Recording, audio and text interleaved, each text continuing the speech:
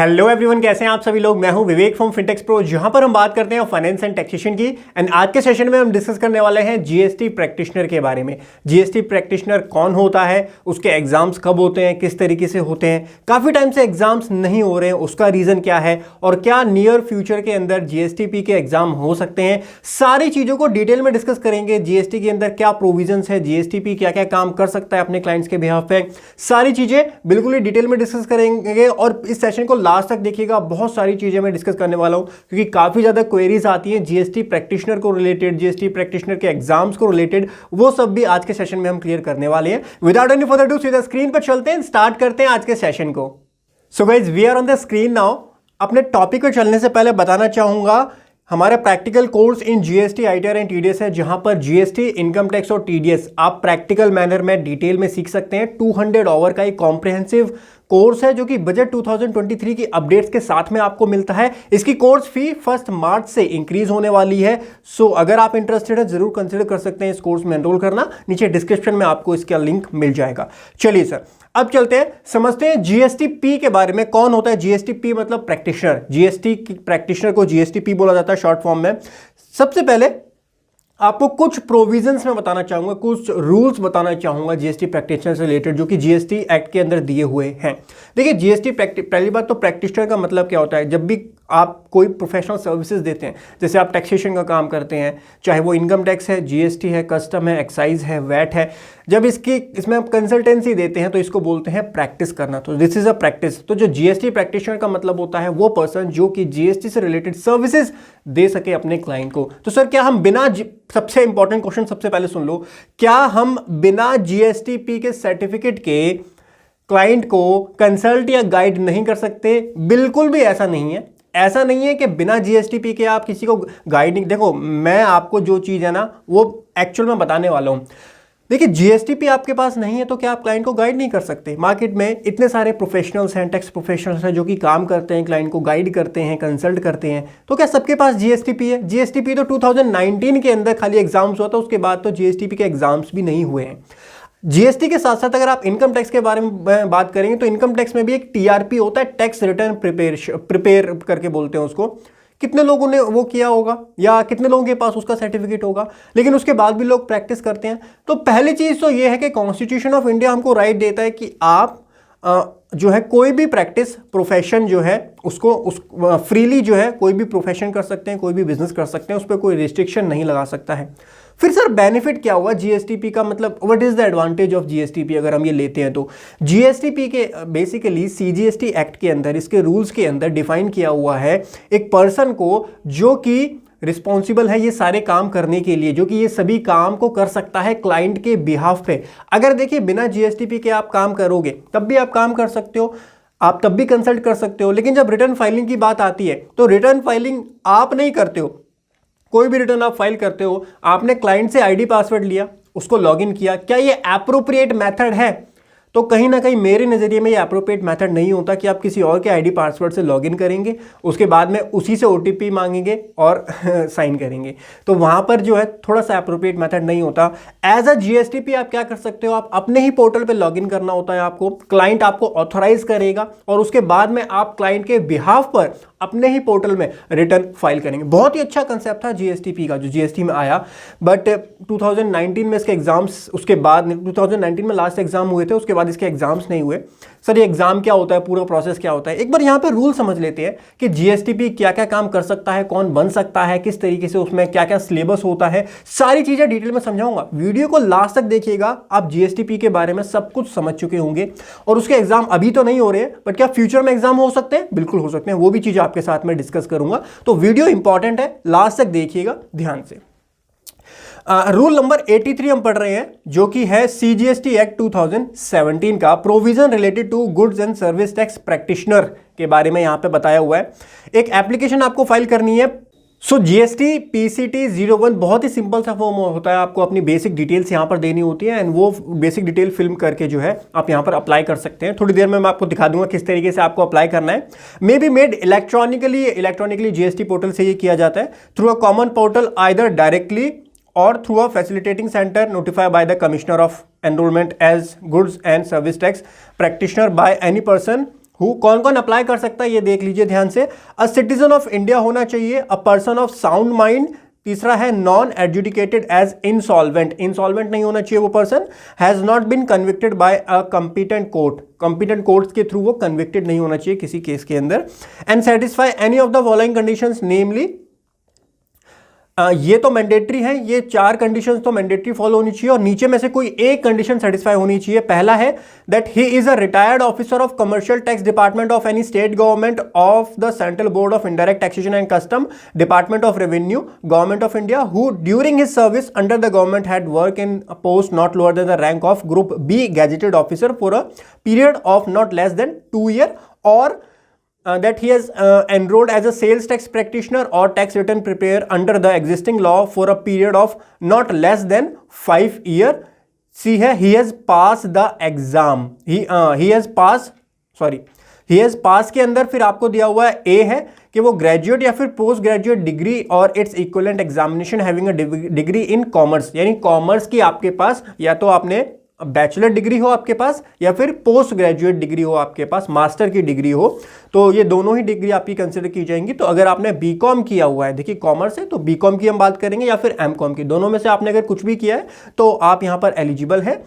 Law की आपने कोई डिग्री की है, चाहे वो ग्रेजुएट हो या पोस्ट ग्रेजुएट हो, बैंकिंग इंक्लूडिंग हायर ऑडिटिंग और बिजनेस एडमिनिस्ट्रेटर और business management from any Indian university establish by any law for the time being in force, तो ये सारी, और उसके बाद a degree examination of any foreign university recognized by an Indian university as equivalent to the degree examination mentioned in subclause 1 या any other examination notified by the government on the recommendation of council for this purpose, या फिर fourth है has pass any of the following examination namely final examination of the institute of chartered accountant of India, या फिर final examination of the institute of cost accountant of India, या फिर final examination of the company secretary of India. यानी eligibility की यहां पर बात की जा रही है, आप कब एलिजिबल हैं ये एग्जाम देने के लिए।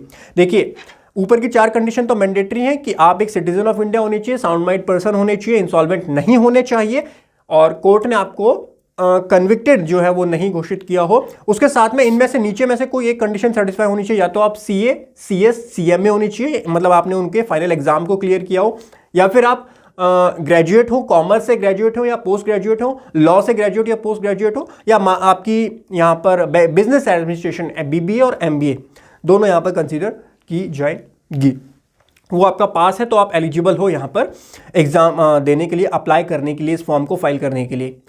उसके बाद सेकंड पॉइंट है on receipt of the application refer to in sub rule 1 the officer authorize in his behalf shall after making such inquiry as he consider necessary either enroll the application as a goods and service tax practitioner or issue a certificate to that effect from PCT02 or reject the application where it is found that the applicant is not qualified to be enrolled as a goods and service tax practitioner। ठीक है। तीसरा है the enrolment under subsection 2 shall be valid until it is cancel, जब तक वो cancel नहीं होता तब तक वो वैलिड होगा, तब तक वो वैलिड रहेगा। प्रोवाइडेड दैट, ये इंपॉर्टेंट पॉइंट है, no person enrol as a goods and service tax practitioner shall be eligible to remain enrol unless he pass such examination conducted at such period and by such authority as may be notified by the commissioner on the recommendation of the council.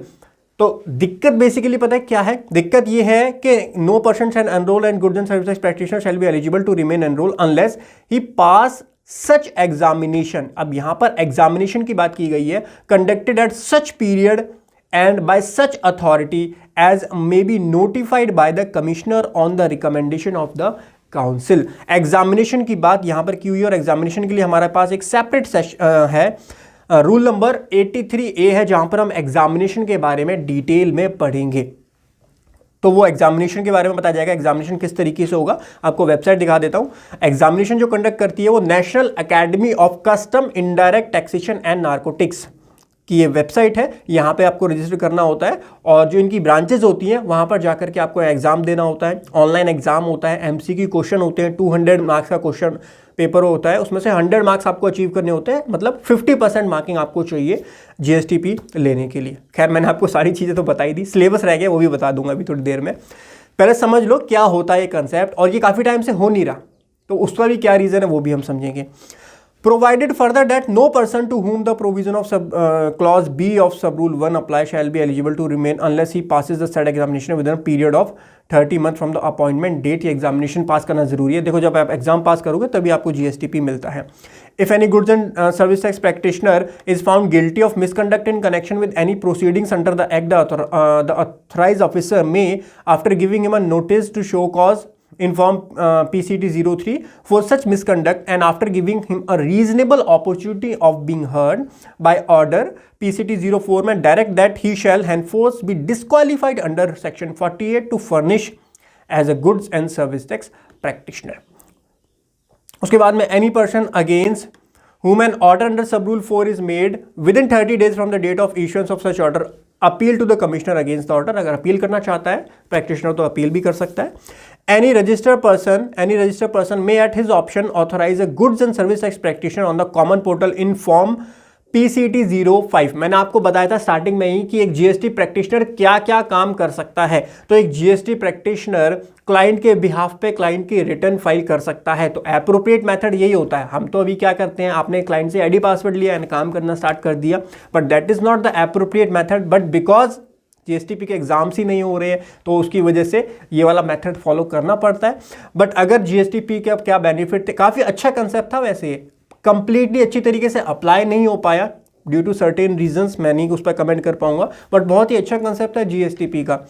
सो किसी को appoint करना है अगर GST practitioner तो वो उसको PCT 05 form के through जो है अपॉइंट करना पड़ता है अपना प्रैक्टिशनर, जो कि उसके बिहाफ पे उसकी रिटर्न फाइल करेगा, उसके सारे काम करेगा, GST के सारे कंप्लाइंसेस करेगा। लेकिन इसका मतलब ये नहीं है कि लायबिलिटी उसकी आ जाएगी। अल्टीमेट लायबिलिटी तो टैक्स पेयर की आएगी, GSTP की नहीं आएगी। GSTP बेसिकली क्या काम कर रहा है, डिपार्टमेंट को और जो हमारा टैक्स पेयर है उसको ब्रिज को खत्म करने, उसके बीच में एक ब्रिज बना रहा है जो कम्युनिकेशन गैप होता है, क्योंकि टैक्स पेयर को इतनी टेक्निकल नॉलेज नहीं होती है, तो वो कम्युनिकेशन गैप को दूर करने का काम GSTP के थ्रू किया जा रहा है। अगर रिटर्न में कोई भी डिफॉल्ट होता है, कोई ITC गलत लिया, उस केस में GSTP को जो है, देखिए उसका लाइसेंस कैंसिल किया जा सकता है, बट उसको रिस्पॉन्सिबल ठहराना, जो फाइनल अल्टीमेट जो रिस्पॉन्सिबिलिटी आती है वो टैक्स पेयर की ही आती है। कुछ सर्टेन केसेस में उसको भी रिस्पॉन्सिबल ठहराया जा सकता है। आजकल प्रोविजंस इतने हार्ड कर दिए, उसको कभी दूसरे सेशन में डिस्कस करेंगे। नेवरदलेस मूविंग फर्दर, PCT 05 और एट एनी टाइम विड्रॉ सच, और अगर विड्रॉ करना है अपॉइंटमेंट के बाद में मुझे दूसरा प्रैक्टिशनर के पास जाना है तो आपको दोबारा से PCT 05 फाइल करना पड़ेगा। उसके बाद में 7th है, where a statement required to be furnished by registered person has been furnished by the goods and service tax practitioner authorised by him, a confirmation shall be sought from the registered person over email और SMS and the statement furnished by the goods and service tax practitioner shall be made available to the registered person on the common portal, provided that where the registered person fail to response for the request for confirmation till the last date of furnishing of such statement, it shall deem that he has confirmed the statement furnished by the goods and service tax practitioner। ये कुछ technical provisions हैं, ये basically practically आएंगे तब मैं बताऊंगा। अच्छा, next important point आता है कि क्या क्या काम कर सकता है, किस किस काम के लिए ऑथराइज होता है एक GST प्रैक्टिशनर। देखिए आप कोई आर्टिकल देखोगे ना गूगल पे या कहीं पे भी, आपको बहुत सारी चीज़ें मिल जाएंगी, बट एक्चुअल में जो रूल्स में लिखा होता है, जो किसी केस लॉ के थ्रू आता है या लॉ बेयर एक्ट में जो लिखा होता है, वही हमारा अल्टीमेट लॉ होता है और डिटेल में चीज़ें आपको वहीं पर सीखने के लिए मिलती हैं। तो a goods and service tax practitioner can undertake any or all of the following activities on behalf of the registered person if so authorized by him to। कौन कौन सी एक्टिविटीज है, furnish the detail of outward supply, furnish monthly, quarterly और annual और final return, annual return भी कर सकता है वो, फाइनल रिटर्न भी फाइल कर सकता है, make deposit for credit into the electronic cash ledger में, उसके बिहाफ पे कैश लेजर में बैलेंस डिपॉजिट करवा सकता है, file a claim for refund का क्लेम फाइल कर सकता है, file an application for amendment और cancellation of the registration file कर सकता है, furnish information of generation of e-way bill के लिए डिटेल फर्निश कर सकता है, furnish detail of challan inform ITC 04 की डिटेल्स वहाँ पे वो फिल कर सकता है, file an application for amendment और कैंसलेशन और of enrolment under rule number 58। उसके बाद में file and intimation to pay tax under the composition scheme और withdraw from the said scheme. ये सारे काम जो है GST प्रैक्टिशनर कर सकता है। provided that where any application relating to a claim of refund or application of amendment or cancellation of registration, or where the intimation to pay tax under composition levy to be withdrawn from such scheme has been submitted by the GSTP authorized by the registered person, a confirmation shall be sought from the registered person, and the application submitted by the said practitioner shall be made available to the registered person on the common portal, and such application shall not be further proceed until the registered person give his consent to the same. तो ये सारी जो activities है ना, जैसे कि application for amendment की आपको एप्लीकेशन डालनी है, कैंसिलेशन ऑफ रजिस्ट्रेशन की एप्लीकेशन है, इंटीमेशन ऑफ टैक्स पे कंपोजिशन स्कीम उसकी पेमेंट करनी है, या विड्रॉन करना है आपको कंपोजिशन स्कीम से, तो उस सिचुएशन में जो टैक्स पेयर है उसकी अथॉरिटी भी यहाँ पर चाहिए होती है, उसको भी अप्रूव करना पड़ता है, तभी वो एप्लीकेशन जो है वो सबमिट होती है. Any registered person opting to furnish his return through a goods and service tax practitioner shall give his consent देगा GST 05 में before confirming submission of any statement prepared by the goods and service tax practitioner, ensure करेगा that the fact mentioned in the return are correct and due, or the GSTP shall prepare the statement with the due diligence and affix his digital signature on the statement prepared by him and electronically verify his credentials. तो वही मैंने आपको बताया कि GSTP अपने portal से अपने signature लगा के भी फाइल कर सकता है, लेकिन वो अल्टीमेटली माना जाएगा कि टैक्स पेयर ने फाइल किया और टैक्स पेयर की लायबिलिटी वहाँ पर एसर्टेन की जाएगी अगर फ्यूचर में कोई आती है. तो एडवोकेट जिस तरीके से काम करते हैं, एडवोकेट सारा क्लाइंट के बिहाफ पे काम करता है, बट वो किसी को एडवोकेट कर रहा होता है, वो अपने पर्सनल कैपेसिटी में वहाँ पर काम नहीं करता है. तो उसी तरीके से GSTP भी यहाँ पर काम कर सकता है. ये तो सारी बातें थी कि कौन GSTP के लिए अप्लाई कर सकता है, क्या क्या रिस्पॉन्सिबिलिटीज उसकी होंगी, क्या क्या काम एक GST प्रैक्टिशनर कर सकता है. अब समझ लेते हैं एग्जामिनेशन जो होगा, GSTP का एग्जामिनेशन जो होता है वो कौन करवाता है. मैंने आपको बता दिया था, NACITN national academy of custom indirect taxation and narcotics जो है वो ये वाले एग्जाम कंडक्ट कर. ये रहा आपका GSTP का, आपको दिख भी रहा होगा, यहाँ पे आप क्लिक करेंगे तो अभी दिखाऊंगा मैं थोड़ी देर में. एग्जाम पे आ जाते हैं तो देखिए सिंपल प्रोसेस, बहुत सिंपल है. GST पोर्टल पे जाइए, रजिस्टर कीजिए एज ए प्रैक्टिशनर, 500 रुपये की फीस पे कीजिए, उसके बाद एग्जाम होगा, एग्जाम में अपीयर हुई है, एग्जाम में 50% लाइए एंड GSTP का सर्टिफिकेट मिल जाएगा. बट यहाँ पर दिक्कत कहाँ आ रही है, अभी बता दो थोड़ी देर में. दिक्कत आ रही है क्योंकि 2019 के बाद में कोई एग्जाम ही नहीं हो रहा, सबसे बड़ा पॉइंट वहीं पर है. समझते हैं एक बार. Examination of goods and service tax practitioner rule number 83A हमको बताता है, every person refer to in clause number B of sub rule 1 of 83 and who is enrolled as a goods and service tax practitioner under sub rule 2 of the said rule shall pass an examination and as per rule number 3 of the said rules. The National Academy of Custom Indirect Tax and Custom here after refer as NACIN shall conduct the examination. जो अभी मैंने आपको website दिखाई. Frequency of exam क्या होगी, the examination shall B, अब इसको ध्यान से पढ़िएगा, एग्जाम जो होंगे उसकी फ्रीक्वेंसी क्या होगी. The examination shall be conducted. अब इंपॉर्टेंट पॉइंट ये यहाँ पे लिखा हुआ है शैल. रूल 83A बोलता है the examination shall be conducted twice a year as per the schedule of the examination publish by NACIN every year on the official website of the board, NACIN common portal, GST council secretary and the leading English and regional newspaper. but अब सुनो मजे की बात सुन लो, या फिर unfortunate बात सुन लो. 2019 के बाद में कोई भी एग्जाम कंडक्ट नहीं करवाया गया है GSTP के लिए.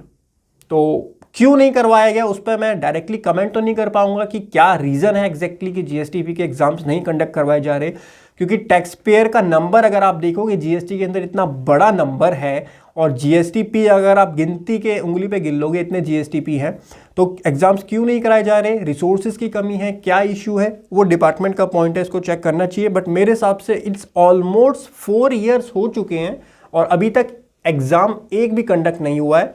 रूल 83 ये बोलता है कि एक ईयर में 2 बार एग्जाम हमारे होंगे, बट एक भी बार एग्जाम नहीं कंडक्ट कराया गया. मैं अब आपको दिखा देता हूँ. यहाँ पे हम जब क्लिक करते हैं तो ये GSTP एग्जामिनेशन यहाँ पर आता है. यहाँ पे भी आपको रजिस्टर करना होता है. एग्जाम भी ऑनलाइन ही होता है, बट आपको सेंटर में जा करके वहाँ पर एग्जाम देना होता है. 200 मार्क्स के MCQ टाइप के क्वेश्चंस होते हैं, और क्या क्या सिलेबस होता है वो भी थोड़ी देर में डिस्कस करेंगे. तो देखिए यहाँ पे आप देखेंगे तो ये रिजल्ट आया था 2019 में, रिजल्ट ये आया था, और इसके बाद में कोई भी अपडेट यहाँ पर नहीं है. कोई भी यहाँ पर एग्जाम्स कंडक्ट नहीं करवाया गया है GST प्रैक्टिशनर का अभी तक. बट मैं रिक्वेस्ट यही करूंगा कि इसको करवाया जाए, जीएसटी प्रैक्टिशनर को ज़रूर लाओ। क्या दिक्कत है जीएसटी प्रैक्टिशनर से? जीएसटी प्रैक्टिशनर हेल्प करता है, टैक्स पेयर को नहीं इतनी चीज़ें पता होती हैं, टैक्स पेयर को आप डायरेक्टली ऑफिस में बुलाते हो, उसको पता ही नहीं ये चीज़ें।